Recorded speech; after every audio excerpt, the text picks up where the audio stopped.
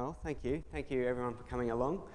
I assume by the fact you've turned up here you'll have an appreciation for the forest in some way, but hopefully by the end of today you might gain further appreciation for it. So as Martin just introduced, I've worked with forestry for over 4 years now, both as an inventory forester where I got out and measured a lot of these giant trees, and more recently as a conservation planner where I helped coordinate measurements and data associated with them. This is the outline of what I'll go through today. So I'll start off by talking about Tasmania and just a bit of ecology about these trees and why they grow here. I'll move on and introduce some of the more iconic trees and then on to how we manage them at Forestry Tasmania. So on a global scale, trees greater than 70 metres are quite rare. They're a rare phenomenon. The conifers in California take the prize for being the actual tallest trees with 115 metres. It's the current record holder. But Australia's eucalypts that grow both in southern Australia and Victoria and Tasmania form the world's tallest angiosperms or flowering plants. And as you'll see in the next few slides, the environment that we have here in Tasmania is ideal for these trees to reach these great heights.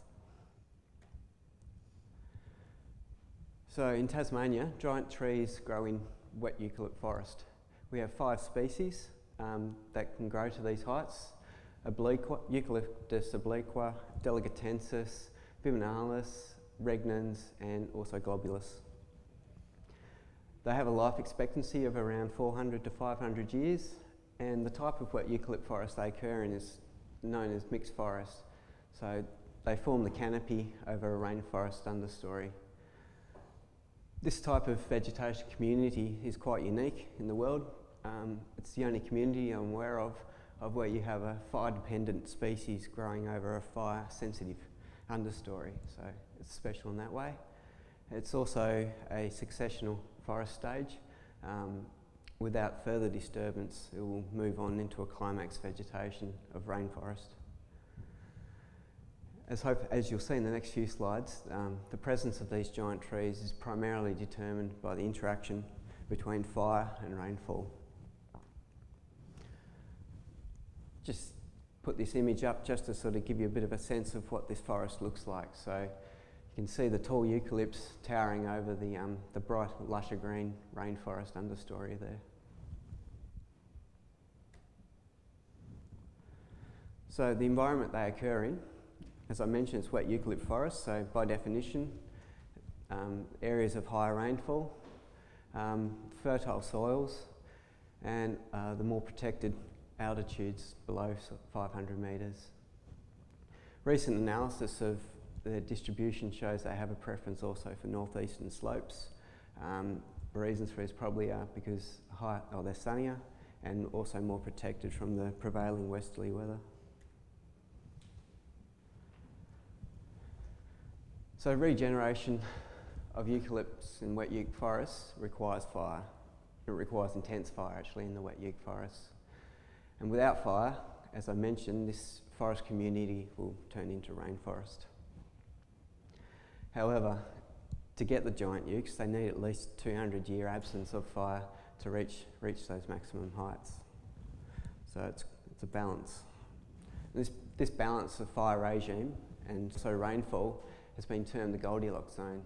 So it's not too wet, where infrequent fires would allow the rainforest to take over, and it's not too dry, so the fire frequency isn't too high to stop them growing to tall heights.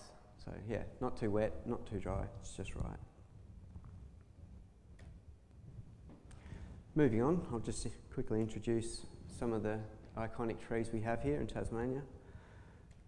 So these trees are taller than the casino, the Opera House, or even the MCG. We define giant trees as trees taller than 85 metres or a volume greater than 280 cubic metres. That's to encompass iconic trees that might not quite make the grade in height, but are still special in terms of they're big trees. So the register at the moment we've currently got 139 trees around the state. You can see from this distribution that most of them are in state forests and most of them are in the south of the state.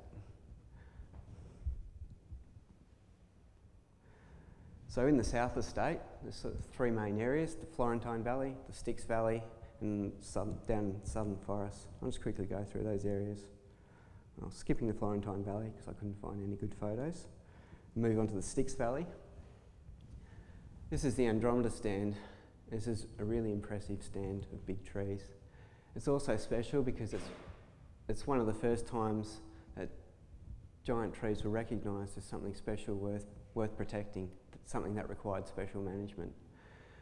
This stand of trees was discovered back in the 1960s, and it's now part of a formal forest reserve known as the Styx Tall Trees Reserve. And within that reserve, there's lots of big trees, but 10 of them are all over 90 metres, so it's a very impressive forest. Within the Andromeda stand, we have a tree popularly known as Icarus Dream. Now, until a few years ago, this was the tallest known hardwood tree in the world, at 97 metres tall, and it's a regnans. Moving further south into the southern forests, Centurion, tallest tree, tallest flowering plant on the earth, tallest freestanding structure in Tasmania at 99.6 metres tall, just shy of 100 metres.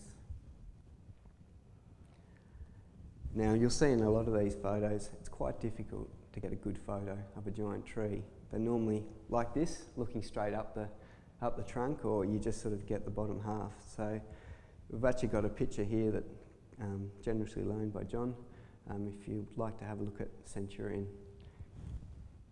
It's another photo, but still it's hard to grasp how tall this tree really is.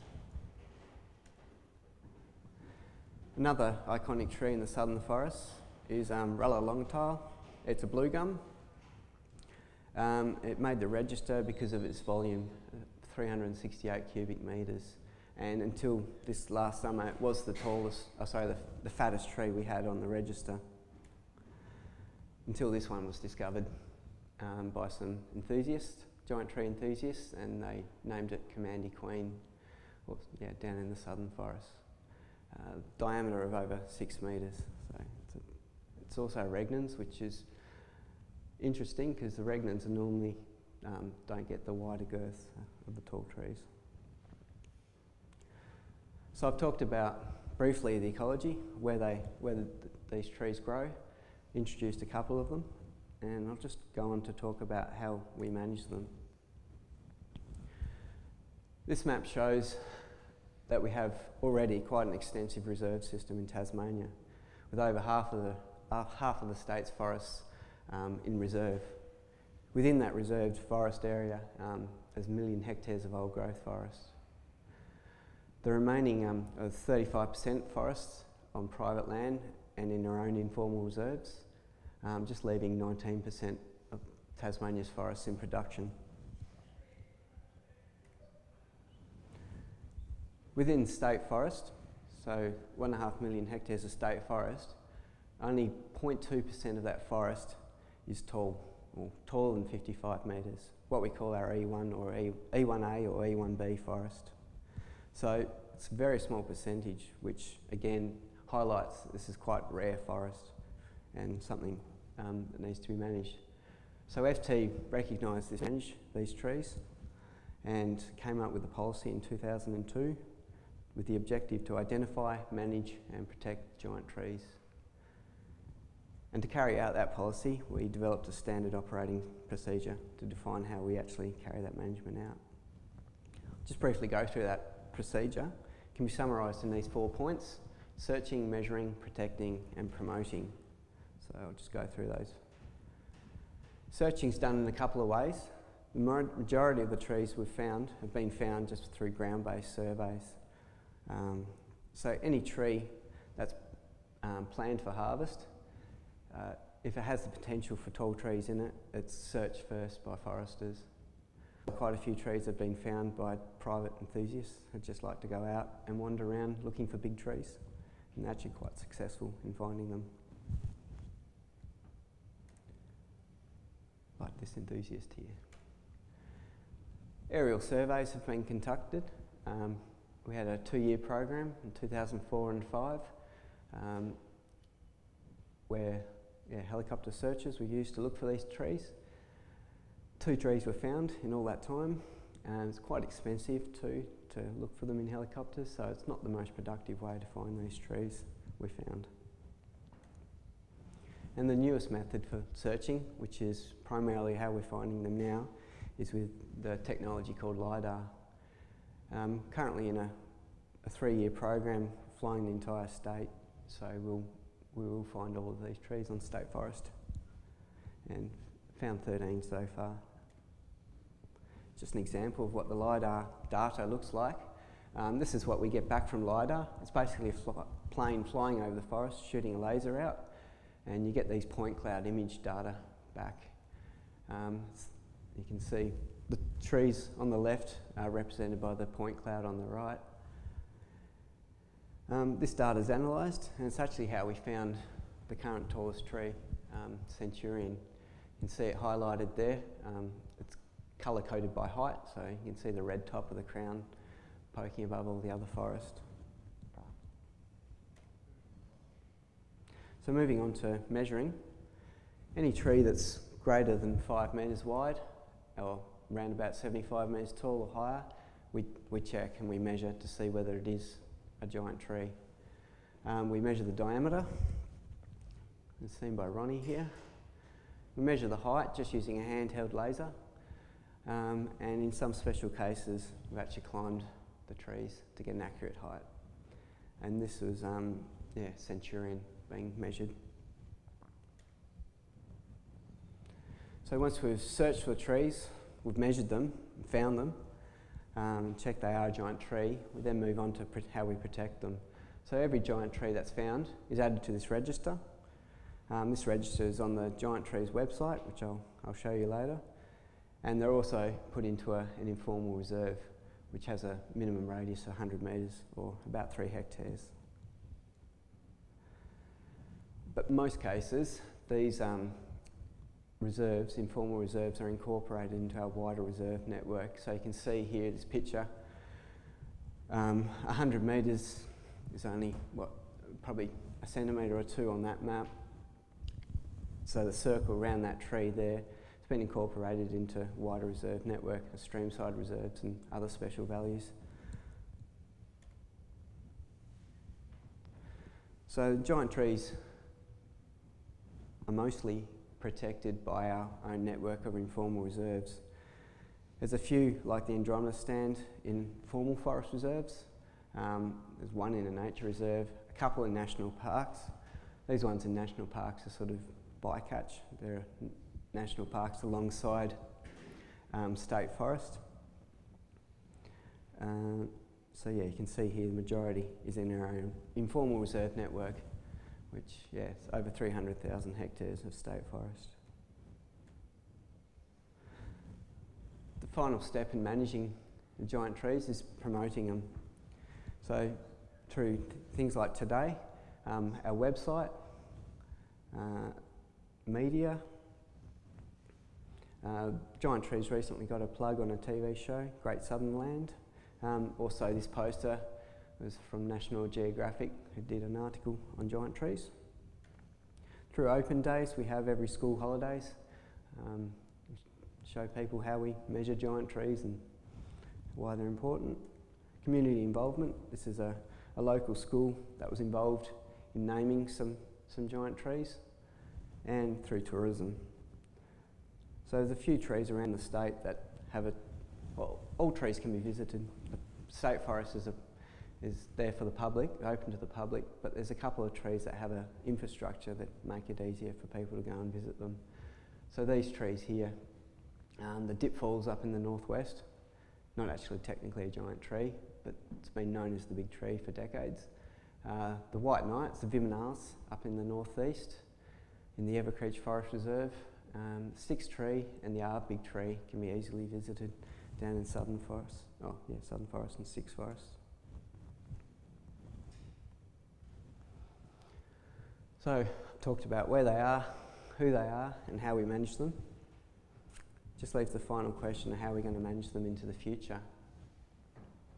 So I've discussed through the ecology of these trees, they need fire to remain in the landscape, but they need a fire-free period of at least 200 to 500 years to reach their heights and stay in the forest. That's what they need. So in production forests, rotations are generally around 80 years, so that's not long enough for these trees to grow to their full heights. And in the reserved areas of forest, fires are generally discouraged. If fire comes, they try and put it out generally, in national parks and other reserved areas like that. So this discouragement is actually promoting the succession of these wet eucalypt forests into rainforest. So it begs the question, where will these future giants come from? Well, in production forest, one option is to manage potential regrowth stands, so stands that are not quite giant trees but have the potential to be there one day on longer rotations. And this is actually done. We have around 2,500 hectares of forest in the giant tree reserves that don't actually have giant trees in them, but they've potential for giants in the future. So that is implemented. In the reserves forests, to keep these giants in the landscape, they just basically need to let the fires run their natural course, although there is a whole stack of other issues involved with that, social issues. Either way, long-term conservation of these giant trees must incorporate fire and intense cycles of fire. That's about all I have to say. I'd just like to plug the Giant Tree website. It has all information how we manage these trees. It also has the register of trees, so they've all got codes if you want to go and visit them, and a few acknowledgements and references there if you'd like to read further. Thanks.